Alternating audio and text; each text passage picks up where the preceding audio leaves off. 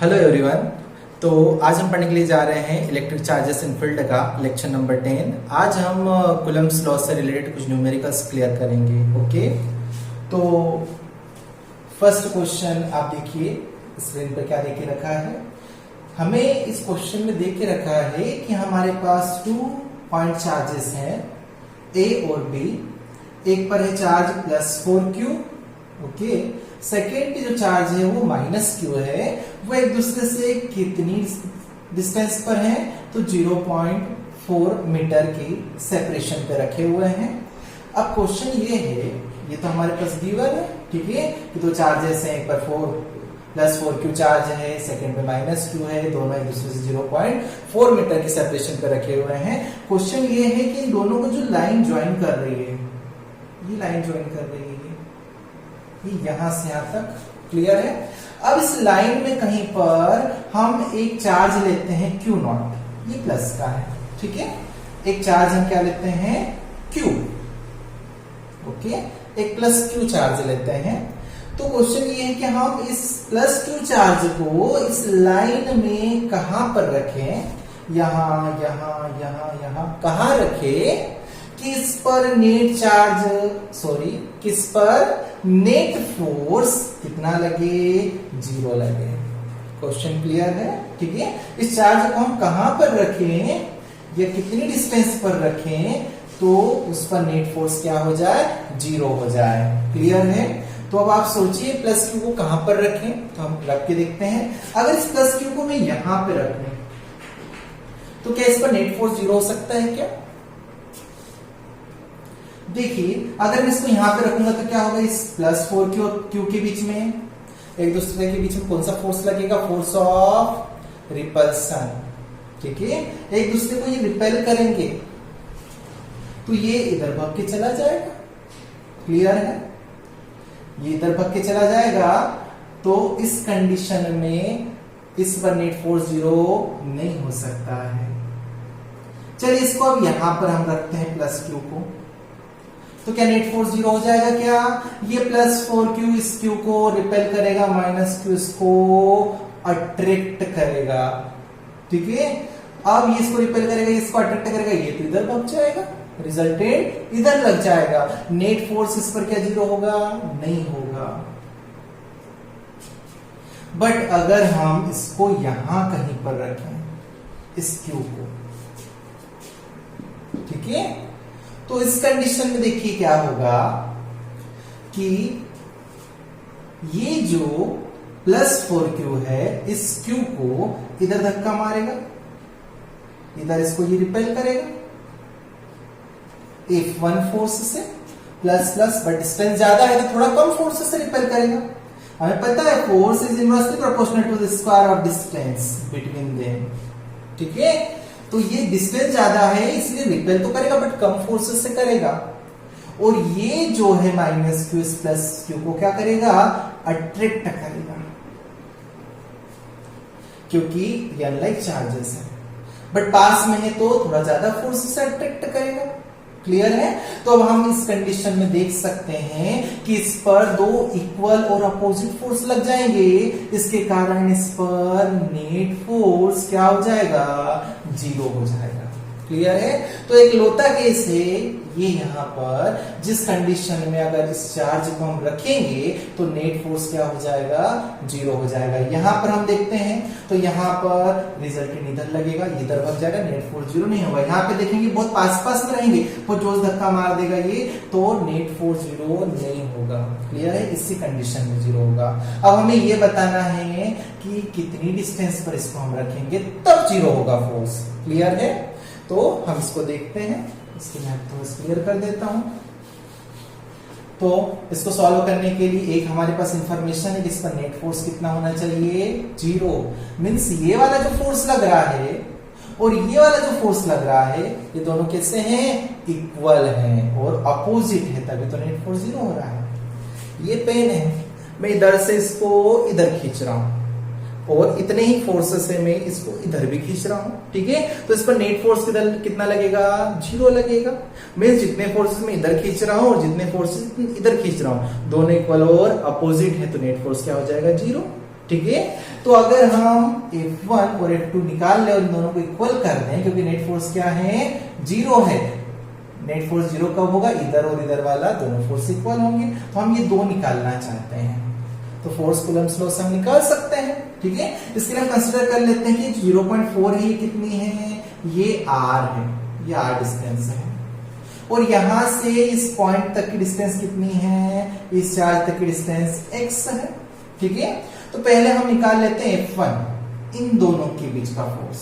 ठीक है, तो मैं लिख देता हूं यहां पर force between plus 4Q and plus Q is F1 equals to, कितना हो जाएगा ये, F1 इक्वल्स टू, तो फॉर्मूला क्या है, 1/4πε0 Q1 Q2, Q1 कितना है 4Q, Q2 कितना है Q, ठीक है, बाय R स्क्वायर, तो इन दोनों के बीच की डिस्टेंस कितनी है, देखो R plus x, R plus x का स्क्वायर हो जाएगा ये।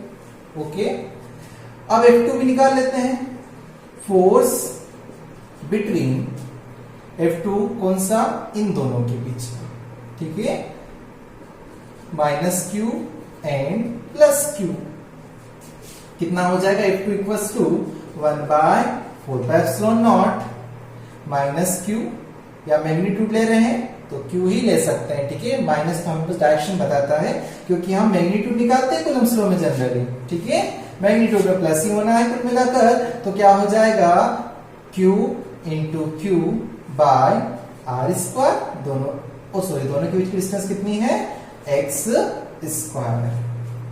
क्लियर है, बट इस पर नेट फोर्स कितना लग रहा है, 0। नेट फोर्स 0 कब लगेगा, जब ये और ये दोनों इक्वल होंगे। ओके, यहां लिख सकते हैं चूंकि नेट फोर्स कितना है, 0 है। ओके,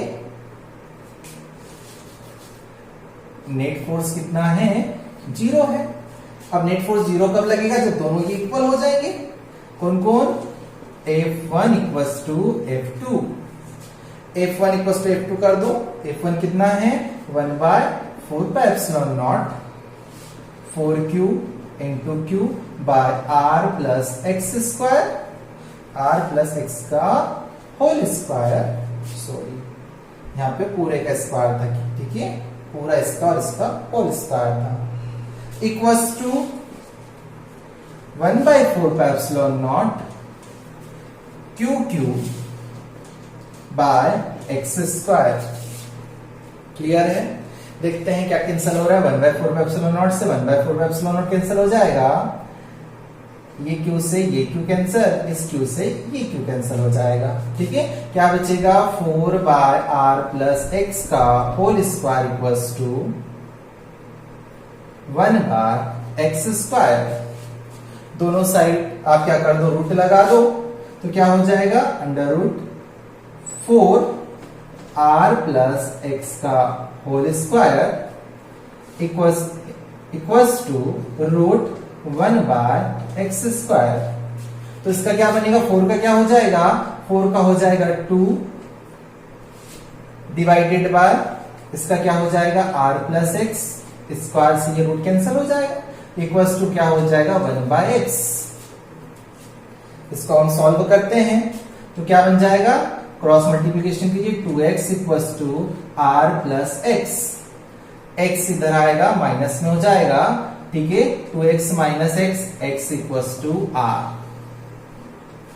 ठीक है, x इक्वल्स टू R आ गया है, मीन्स जितना R है उतना ही क्या रहेगा x, R कितना है 0.4, तो x भी कितना रहेगा 0.4 मीटर। मीन्स आप अगर इस Q चार्ज को इससे, इस माइनस Q से 0.4 मीटर पर रखोगे तो इसमें नेट फोर्स कितना हो जाएगा, 0 हो जाएगा। ओके, तो इसको आप लोग देखिए, हम फिर सेकंड क्वेश्चन करते हैं। ओके, जल्दी से देख लीजिए। ठीक है, तो हो गया, क्लियर कर लेते हैं इसको। ओके, तो नेक्स्ट क्वेश्चन अब हम देखते हैं।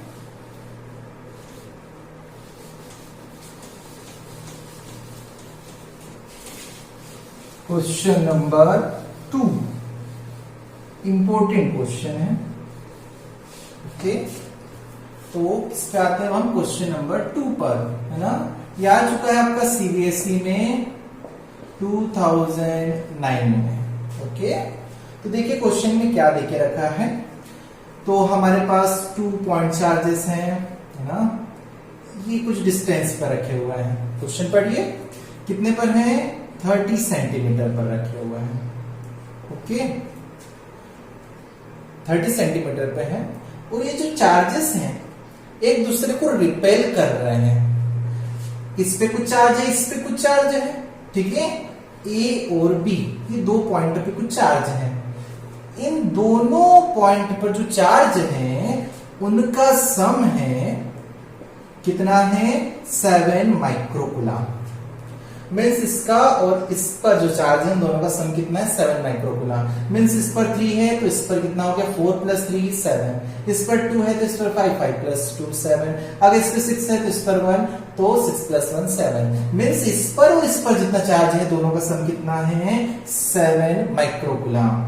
और ये दूसरे को क्या कर रहे हैं? रिपेल कर रहे हैं। मीन्स लाइक चार्जेस, तभी तो रिपेल कर रहे होंगे। तो ये बताया है कि कितने फोर्स से एक दूसरे को रिपेल कर रहे हैं?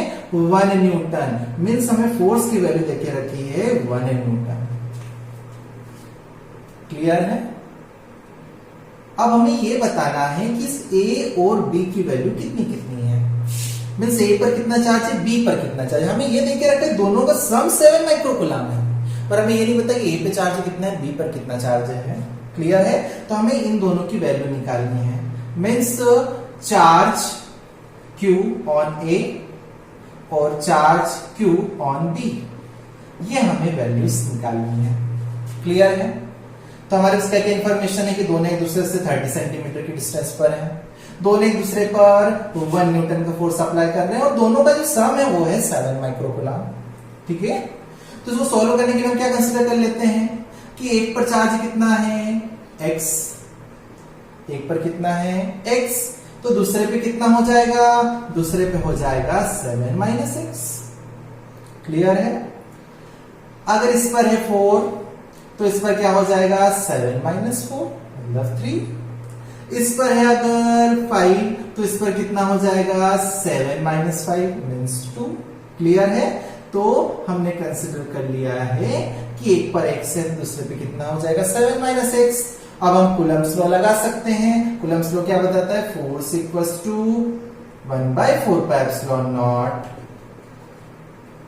Q1 Q2 by r²। ठीक है, वैल्यूज पुट करते हैं। 1/4πε0 की वैल्यू कितनी होती है? 9 × 10⁹ होती है, पता है। ओके, Q1 कितना है? Q1 है x। माइक्रोकूलम में है तो ये भी माइक्रोकूलम में होगा, ये भी माइक्रोकूलम में होगा। ठीक है, तो ये है x माइक्रोकूलम, कौन? Q1। ठीक है, तो x माइक्रो को लिख सकते हैं 10⁻⁻⁶।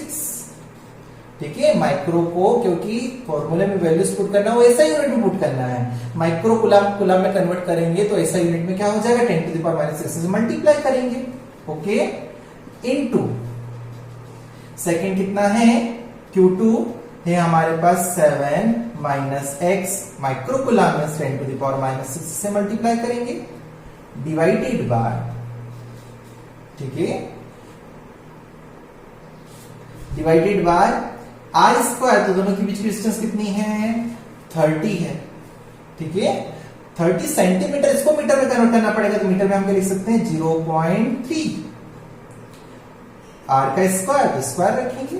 ठीक है, f की वैल्यू भी गिवन है 1 न्यूटन, तो चलिए f की वैल्यू पुट करते हैं 1 न्यूटन। ओके, इधर 9 × 10⁹ 10⁻⁶ को आगे ले आइए, ये भी आगे ले आइए 10⁻⁶ को। इधर क्या बचता है? x × 7 - x डिवाइडेड बाय 0.3 का होल स्क्वायर। ओके, अब क्या होगा? 0.3 का होल स्क्वायर इधर आ जाएगा, तो 0.3 × 0.3 लिख सकते हैं। होल स्क्वायर आ रहा है तो 0.3 × 0.3 हो ही जाएगा। ओके, अब 9 इंटू 10 टू द पावर 9, तो यहाँ पे बेस देखो सबकी इक्वल है, पावर सेट हो जाएगी, तो 9 इंटू 10 टू द पावर 9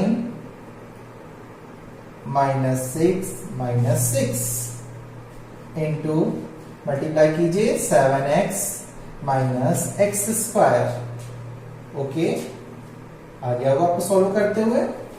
अब यहाँ पे पॉइंट हटेगा, 0 लग जाएगा, यहाँ पॉइंट हटेगा, 0 लग जाएगा। 3 में 3 का मल्टीप्लाई करेंगे 9 बनेगा, और 10 से 10 में मल्टीप्लाई करेंगे तो क्या आएगा 100 equals to 9 into 10 to the power -6 -6 -12 9 -12 10 to the power -3 into 7x minus x square.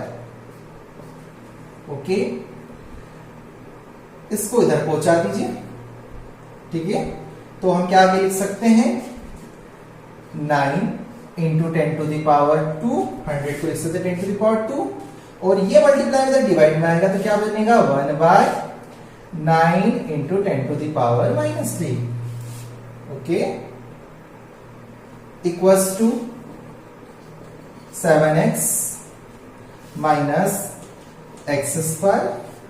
अब देखिए 9 से 9 cancel, 10 to the power 2 10 to the power -3, base equal है, पावर्स 8 होगी, 2 - 3 1/10 to the power -1 equals to 7x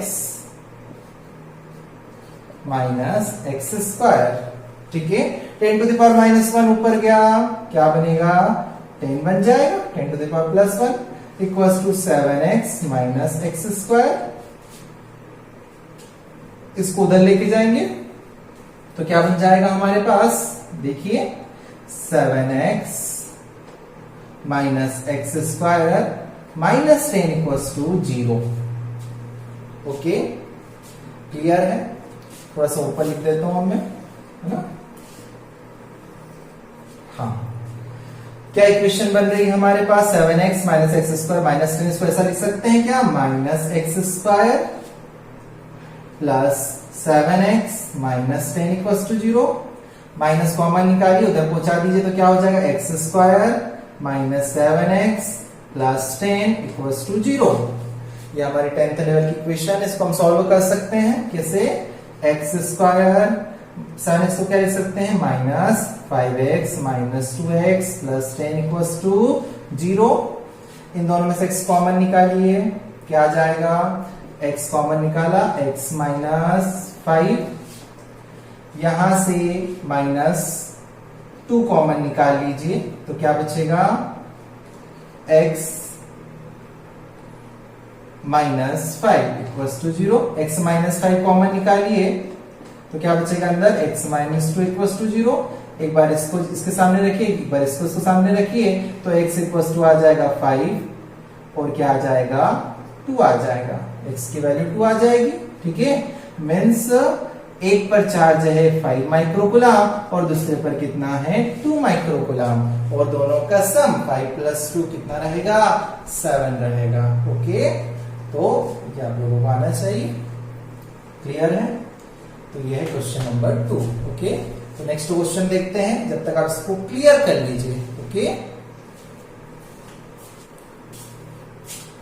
चलो तो देख लिया। ओके, तो नेक्स्ट क्वेश्चन करें। Next question last question. ठीक है, बाकी इससे रिलेटेड क्वेश्चन आप लोग करना, बट नेक्स्ट क्वेश्चन भी एक इंपॉर्टेंट क्वेश्चन है। ओके, तो देखते हैं क्या क्या पूछा है हमें नेक्स्ट क्वेश्चन में।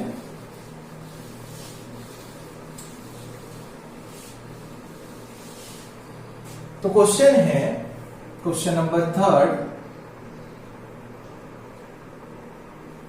ठीक है, देखे रखा है, compare electrostatic force and gravitational force between electron and proton system. Means हमारे पास एक इलेक्ट्रॉन है और एक प्रोटॉन है। ठीक है, प्रोटॉन का पी ले लेते हैं। एक इलेक्ट्रॉन और एक प्रोटॉन एक दूसरे से कितने सेपरेशन पे रखे हुए, r पे रखे हुए हैं। ठीक है, अब इलेक्ट्रॉन का भी कुछ मास होता है, मास ऑफ इलेक्ट्रॉन। कितना होता है 9.1 into 10 to the power -31 kg। इसी टाइप से प्रोटॉन का भी कुछ मास होता है, mass of proton equals to 1.67 into 10 to the power 27 kg। Clear है। ऐसे कैसे इलेक्ट्रॉन पर कुछ चार्ज होता है, कितना होता है -1.6 into 10 to the power -19 coulomb. और इसी टाइप से प्रोटॉन पे भी कुछ चार्ज होता है, कितना 1.6 into 10 to the power -19 coulomb. इसमें प्लस का होता है, इसमें माइनस का होता है। क्वेश्चन ये है कि अगर इन दोनों के बीच में मास है, ठीक है, इलेक्ट्रॉन और प्रोटॉन का दोनों का मास होता है। अगर इलेक्ट्रॉन और प्रोटॉन का मास है तो मास के कारण इन दोनों के बीच में कौन सा फोर्स लगेगा, ग्रेविटेशनल फोर्स। मास के कारण के बीच में फोर्स कौन सा लगेगा, ग्रेविटेशनल फोर्स लगेगा। क्लियर है। और ये चार्ज है, इसलिए चार्ज के बीच में नेगेटिव और पॉजिटिव, इलेक्ट्रॉन पर नेगेटिव, इस पर पॉजिटिव अट्रैक्शन का लगेगा, तो वो कौन सा फोर्स रहेगा, चार्ज के कारण जो फोर्स रहेगा वो रहेगा आपका इलेक्ट्रोस्टैटिक्स। क्लियर है। मास के कारण के बीच में ग्रेविटेशनल फोर्स लग रहा है, चार्ज के कारण इलेक्ट्रोस्टैटिक फोर्स लग रहा है। तो हमें कंपैरिजन करना है कि कौन सा फोर्स बड़ा है। क्लियर है। तो हम ग्रेविटेशनल फोर्स भी निकालेंगे और इलेक्ट्रोस्टैटिक फोर्स भी निकालेंगे, क्योंकि हमारे पास दोनों की फॉर्मूला और दोनों का कंपैरिजन करेंगे। क्लियर है। तो पहले हम इलेक्ट्रोस्टैटिक फोर्स निकालते हैं, किससे, कूलम्ब्स लॉ से। ठीक है। तो फोर्स कौन सा, इलेक्ट्रोस्टैटिक फोर्स, इसलिए एफ ई कितना, क्या फॉर्मूला हो जाता है 1/4πε0 Q1 Q2 by R square. Values put करते हैं, एफ इक्वल्स टू 1/4πε0 की वैल्यू थी 9 into 10 to the power 9। Okay. Q1 कितना है 1.6 into 10 to the power -19। Minus क्यों नहीं लिया, मैग्नीट्यूड ले रहे हैं, बाद में अगर मैग्नीट्यूड की मैं बात करूं तो प्लस ही हो जाएगा आंसर, इसलिए Q2 भी कितना 1.6 into 10 to the power -19 by R square. तो दोनों में आर स्क्वायर है, ठीक है, तो दोनों के आर स्क्वायर दूसरे से कैंसिल हो जाएंगे। क्लियर है। इसी टाइप से अब हम क्या निकाल लेते हैं, कौन सा force, gravitational force F G. Gravitational force कैसे निकाला था, 11th में याद है कि नहीं याद है, तो फॉर्मूला था जी m1 m2 bye R square. ठीक है। जी की वैल्यू याद होगी 6.67 into 10 to the power -11। m1 कितना है, m1 means mass of electron 9.1 into 10 to the power -27। Okay, sorry -31। m2 कितना है, means mass of proton 1.67 into 10 to the power -27 by R square. Clear है। तो ये हमने निकाल लिया मास, फोर्स, इलेक्ट्रोस्टैटिक फोर्स, और ये निकाल लिया हमने ग्रेविटेशनल फोर्स। दोनों का कंपैरिजन कैसे करते हैं, डिवाइड करके, electrostatic force divided by gravitational force. Means gravitational force comparison electrostatic force कितना बड़ा या छोटा है, डिवाइड करते हैं। जैसे मार्क्स मिलते हैं 75 बाय 100 में से ये कितने मिले हैं, इसके कंपैरिजन में कितने हैं। क्लियर है। हम डिवाइड का यूज करते हैं। अगर हम इनको डिवाइड करें, इसमें से इसको डिवाइड करें तो आर स्क्वायर से आर स्क्वायर तो कैंसिल ही होना है। ठीक है। ये वाला पार्ट बचेगा, तो क्या बनेगा हमारा 9 into 10 to the power 9 into 1.6 into 10 to the power -19 into 1.6 into 10 to the power -19 divided by ये वाला part 6.67 10 to the power -11 into 9.1 into 10 to the power -31 into 1.67 into 10 to the power -27। इसको जब आप सॉल्व करोगे, ठीक है, बहुत बड़ी कैलकुलेशन है, आप लोग करके देखना इसको, तो आपको मिलेगा 2.27 इंटू 10 टू द पावर 39। तो एफ ई इक्वल्स टू क्या हो जाएगा 2.27 10 to the power 39 of F G. Means gravitational force में अगर 10 टू द पावर 39 से मल्टीप्लाई करोगे तब क्या आएगा, इलेक्ट्रोस्टैटिक फोर्स। अगर ग्रेविटेशनल फोर्स 1 है तो इलेक्ट्रोस्टैटिक फोर्स कितना है, उस 1 में 10 टू द पावर 39 से मल्टीप्लाई करेंगे, इतना बड़ा। Means electrostatic force gravitational force से कितना बड़ा है, 10 टू द पावर 39 टाइम्स बड़ा है। क्लियर है। तो ग्रेविटेशनल फोर्स बहुत वीक फोर्स होता है और इलेक्ट्रोस्टैटिक फोर्स उसके कंपैरिजन में बहुत स्ट्रॉन्ग फोर्स होता है। क्लियर है। तो ये था दोनों का कंपैरिजन। अब आप इससे रिलेटेड और भी क्वेश्चंस कीजिएगा। ओके, बहुत सारे क्वेश्चंस आपको बुक्स में मिल जाएंगे, तो इससे रिलेटेड आपने करना। ओके, तो आज का वीडियो यहीं पे कंप्लीट करते हैं। Thank you.